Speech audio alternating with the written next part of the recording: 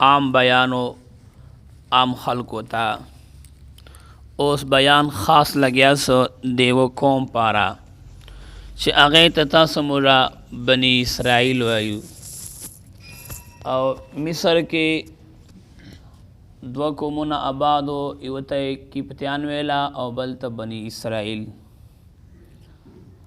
بنی اسرائیل اصل چې چاته وایي یو دغه اسرائیل دی دا نن سبا چې دا مسجد اقصی باندې قبضه کړې ده دا خو کافران دي یهودیان دي.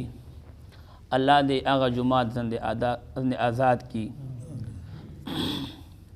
بنی اسرائیل دا د حضرت یعقوب علیہ السلام اولاد دا. بنی او اسرائیل اسرا وای عبد او ایل الله تا دی الله والبندا او یعقوب علیہ السلام دوله زامن دی پدې کې جمهور علما وایي یو پیغمبر تیر سوی نه ده سوا د حضرت یوسف علیہ السلام نه. بنی اسرائیلو باندې الله ډېر زیات نعمتونه کړیو. من او سلوا مشهور پیغمبران بنی اسرائیلو کې راغلی دي. حضرت موسی علیہ السلام ته ګوره، حضرت داؤد علیہ السلام ته. داؤد علیہ السلام پیغمبر هم او بادشاہ د زمانه و. سلیمان علیہ السلام پیغمبر هم او د ټولې دنیا بادشاہ و. حضرت یوسف علیہ السلام پیغمبر هم او د مصر بادشاہ هم. معلومیږي دا چې بادشاہي به هغه څوک چلی چې الله او رسول الله پیژندي شه او کما غوندې انپړی و چې په انګیو باندې ملک چلاو لا په مشو باندې دا ملک بربادوي دا قوم تباه کوي. داسې خلکو انتخاب کو سیاسی مولا نه چې دغه ته سیاسي خبرې کیا سیاسی نه امارت خبره کو. نبی علیہ السلام چې کله له دنیا نه لاړه لاش مبارک پروت تا څومره عظیم لاش تا چې د په مرګ باندې فرشتو زړل او د مدینه منورې غرو فریاد شروع کو. یو صحابي وایي چې د مدینه منورې لارو جړا کوله. حضرت بلال جړل، حسنینو جړل، خو انصارو او په مهاجرو کې دا شور مچاوس چې امیر بچو کی. قریشو ویلا مهاجرو ویلا نحنو امیرون، امیر به مشکی، انصارو ویلا مشکی بی، مهاجرو ویلا پیغمبر مهاجرو پیغمبر د مکه او پیغمبر امیر به مشکی. انصارو ویلا نه وطن مرد مدینه منوره امیر به مشکی. امارت مسله پورته سلا.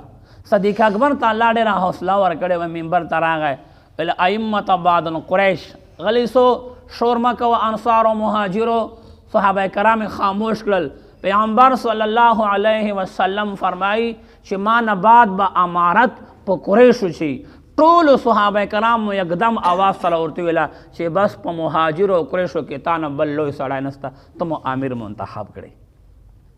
نو دا ټول پیغمبران تیر سوي دي خو بادشاهانو. بنی اسرائیلو کې 4,000 پیغمبران راغلي دي. د کافرانو ځکه ایمان په نبی علیہ السلام باندې نه راو یهودو چې د دوی قوم نه د نبوت وال پټکای تاج وشړېده لاړو واچېده. په بنو اسماعیلو کې نبی علیہ السلام راغی. بنو اسماعیل د اسماعیل علیہ السلام اولاد دي او بنی اسرائیل د یعقوب علیہ السلام اولاد دي. یعقوب علیہ السلام زوی پیغمبر و حضرت ابراهیم علیہ السلام او داغه زوی اسحاق علیہ السلام پیغمبر. اسحاق علیہ السلام زوی پیغمبر یعقوب علیہ السلام. یعقوب علیہ السلام زوی پیغمبر یوسف علیہ السلام او یوسف علیہ السلام بچی حضرت ایوب علیہ السلام ته ورکړی وه. نو الله فرمایي یا بنی اسرائیل اذکروا، ای د یعقوب علیہ السلام الوادا تاسو یاد کو هغه ما نعمتونه چې په تاسو مې کړي دي، نعمتي التي انعمت علیکم. بشماره نعمتونه الله پیغمبران وردي، بادشاهیګانې ورکړې وې، من او سلوا تیار خوراکونه او غټ نعمت الله دا پکړاو چې الله دشمن آزاد کړیو. فرعون د دوی دشمن و کنه او بیا بل نعمت الله دا پکړاو چې دشمن نه آزاد کړیو خو دوی ورته قتل دریانیل ته بره کلزم ته او فرعون په سمندر کې غرق کېده. نو دا څومره مزه کوي چې دشمن دی او تی ویني او دی غرق کېږي. نو فرعون د الله دشمن و دی، موسی علیہ السلام دشمنو بن اسرائیلو په خپلو سترګو بې عیني وکاته چې الله نیست نابود او تباه کړ. نو دا غټ نعمتونه دي کنه. و اوفو بعهدي، تاسو الله وایي د ما والا وعده پوره کو. الله دا ورته ویل دلته خو اختصار دا بل ځای مفصل بحث راځي نه مې سپاره چې لمانځونه کوو، زکاتونه ورکوو، صلح رحمي کوو، او د پیغمبر اتباع کو. الله فرمای اوف بعهدکم، زه به تاسو سره خپله وعده پوره کړم چې کومه وعده د جنت ما کړې ده که نه دې تکلیفو بدل کې بیا درکوم. نبی پاک صلی الله علیه وسلم فرمایي جهنم چې ده که نه، بخاري کې پرون مو وویله جهنم دا پروت ته داسې ګوره، د ما لاس ته ګوره داسې پروت ته، او ګول چاپېره د جهنم نه خواهشات راتاو دي، زناګانې، درواغ، مړي او دا لوپرتوب او لونتوب پروت ته جهنم مې لاندې ده چې په دې خواهشاتو ورتېرېږي که نه درز جهنم ته وراچېږي. نبی پاک صلی الله علیه وسلم فرمایي جنت داسې پروت ته، خو باره ټول مشقتونه او تکلیفات الله زندې تاو کړي دي چې کله به سردی کې اودس کوي له اډې به جومات ته راځي، کمبله به ولې او جومات ته به راځي، ګرمي والے روزې هغه اندور تله چې مسلمان خو بس دا خو ډېره ارسانه خبر ده، کلمه خو به زه ووایم، خو هغه ژمي والے اودسونه او ګرمي والے روزې به د بیا پلار نیسي، دا ډېره ګرانه خبر ده. نو دا تکلیفونه چې برداشت کړي الله وایي جنت درکوم. و ایایا فرهبون، الله وایي خاص ما نه وډار سو بني اسرائیلو ته وایي او تا ته وایي شه و آمنو بما انزلت مصدقا لما معکم، او تاسو ایمان راړو په هغه کتاب باندې چې مار نازل ده او دا کتاب تصدیق کوونکی ده معکم د تاسو چې کوم الله وایي کوم کتابونه مار نازل دي، زبور په داود علیه السلام، تورات په موسی علیه السلام، انجیل په حضرت عیسی علیه السلام پورې، دا د دوی ټولو کتابونو تصدیق کوونکی ده. غټ کتاب چې د قرآن ده، دا درې کتابونه چې و تورات، زبور، انجیل، دا د الله کتابونو، خو الله ذمواري نه واخیسته، کلام یې نه و، او قرآن یو هغه عظیم کتاب ده چې دا د الله کتاب ها ده او ذمواري یې اخیسته ده. تر نبی علیه السلام دور پورې واخله تر قیامت وخت پورې به انګریزانو کوششونه وکړل او کوي به، خو قرآن چا بدل نه کړ. پیر ذوالفقار صاحب زیده مجده عالیه فرمایي امور پیر ده ویل چې تقریبا ډېر کالو مخکې فرانس یو میټینګ وسو، فرانس پیرس دا یو شهر ده تعلیم یافته طبقه پیژني، په دې باندې مازدیګر وایي بوین ټول سپری کوي دا شهر کې انوسټېګانې دي. نو داسې 600 کسان جمع کړي ادیبان او ګلوکاران، په دې باندې مشوره لګیا وه چې د مسلمانو کوم مذهبي کتاب ده که نه قرآن ورته وایي چې دوی کله وایي دا ساز چې موږ ورګډ کړو چې ساز ورسره غږېږي. نو ویله 6 میاشتو بعد 600 ادیبانو ورته ویله چې قرآن یو هغه عظیم کتاب د الله وال چې دې سره ساز هیڅ سموم نه خوري. نو پیر ذوالفقار صاحب وایي چې شاید د یهودیانو سوچ اوس کامیاب شوی چې اوس مسلمان کله قرآن وایي نو ګانې آواز لګیایي.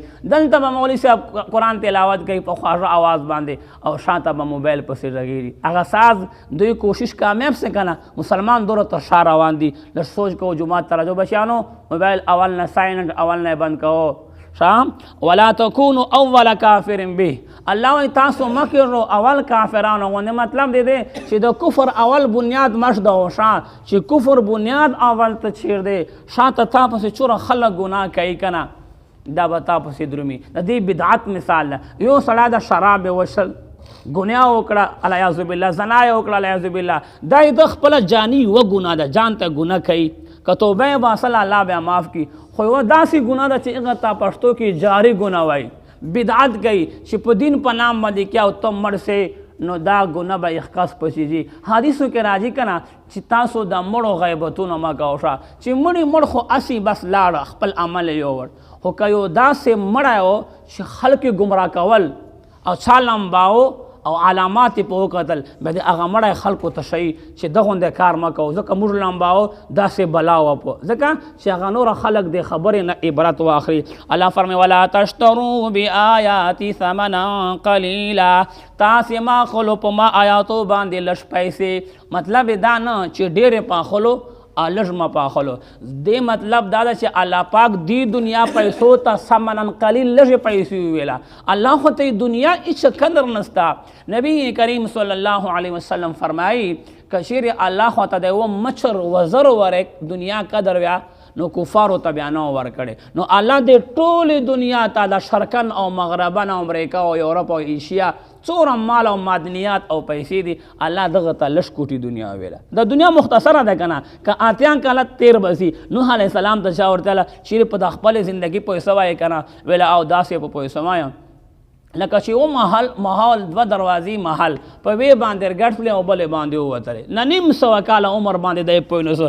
نو الله فرمایي و ایایا فتقون تاسو خاص کار مانه وډار سو ولا تلبسوا الحق بالباطل وتكتموا الحق وانتم تعلمون. الله وایي تاسې حق او باطل مطلب دا چې دا سره ګډوم ما چې حق ته ته باطل وایې او باطل ته حق وایې. نه حق په دا مولا جرت مولا ده چې خپلو مقتدیانو ته روغې پراخې مسلې وکړي. که ما تاسو نه مسله اوس پټه کړه او وډارسله لا مې پیسو ایله تر نه وکړه چې دا فلانکی سړی خو ما ته میاشتې 200 روپۍ راکوي خیر دا مسله یې پټه کړه دی مې جهنم ته ورسیخ که جان مې ورسیخ که خیر دا ته به اوس ماله نیمه ګنټه مرور سي او چې شپې کله کنجڼ ته لاړ سي وزیره شرک څو ته وایي شرک ته وایي شرک ته لاړ سي بیا سوچ په وکړه چې د مولوي صاحب مسلې کولې دی خطا کولی که دی صحیح کولی خپل ذهن باندې په خپله فیصله وکړه. الله فرمایي تاسې پټوو ما حق وانتم تعلمون. حال دا چې تاسې خبر هایو واقیموا الصلاة وآتوا الزکاة ورکعوا مع الراکعین. الله وایي قایم کړه لمانځونه ورکوو زکاتونه. موږ لمانځه کې تکړه یو پښتانه خو زکات کې ډېر کمزوري یو. که چا اوس درته ویله چې لږ به نفل نه وکړې 3000 رکاته یاره غونډه شپه به 3000 کوم به او که تر تیاله مې چې مدرسه جوړوم لا جومات لا څه چنده باندې کې راچېر 100 روپۍ یاره یو خو ملګانو بل کار مو وکنسته شه بیا کله به دا ځای کرای او کله به دا ځای کرای. دا ملګان پیسې ځان ته نه غواړي شه دا یې تا جومات پاره غواړي دا یې تا مدرسه ده دا دین یې تا ده او ما ده. ته د دغه ملا شکر ادا کوه چې دا ملا چوکیدار ده ټکیدار یې نه چوکیدار یې ده. که د چوکیدار دی نه وایه که نه بنګله به لوټ کېږي شه. که د باغ چوکیدار نه میوې مالټې انګوران میله والا باغ شی خاوري نو ملا د دین چوکیدار ده. ورکعوا مع الراکعین. الله وایي تاسو رکوع کوو سره د رکوع کوونکو. دلته مفسرین حضرات وایي دغه نه جمع المراد ده. واخر دعوانا